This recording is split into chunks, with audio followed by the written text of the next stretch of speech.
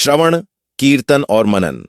शिव भक्ति के श्रेष्ठ मार्ग महर्षियों ने एक दिन सूत जी से प्रार्थना की, हे भगवन, कृपा करके हमें वह पावन शिव पुराण सुनाइए जो वेदों के समान पवित्र और दुर्लभ है।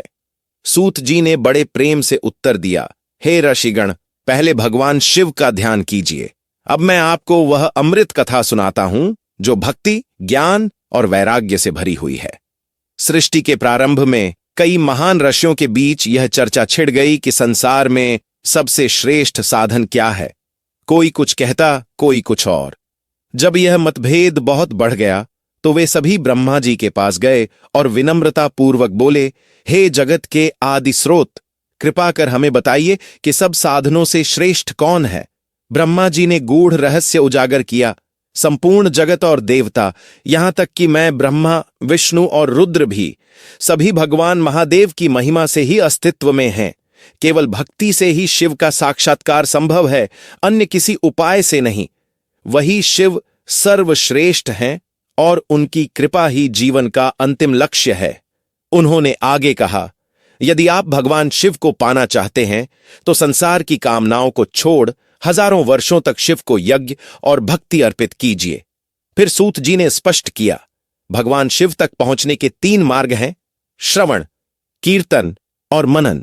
श्रवण, सुनना। जब हम अपने कानों से भगवान शिव की कथाएं, उनके नाम, गुण और लीलाएं सुनते हैं तो मन स्वाभाविक रूप से उनकी ओर आकर्षित होने लगता है। कीर्तन, गाना बोलना। जब हम स्वयं अपने मुख से उनका नाम लेते हैं, भजन गाते हैं, तो वह अनुभूति और गहरी होती है। मनन, चिंतन करना। और जब हम हृदय में उनकी लीलाओं और स्वरूप का ध्यान करते हैं तो हमारी आत्मा उनके निकट पहुंचने लगती है।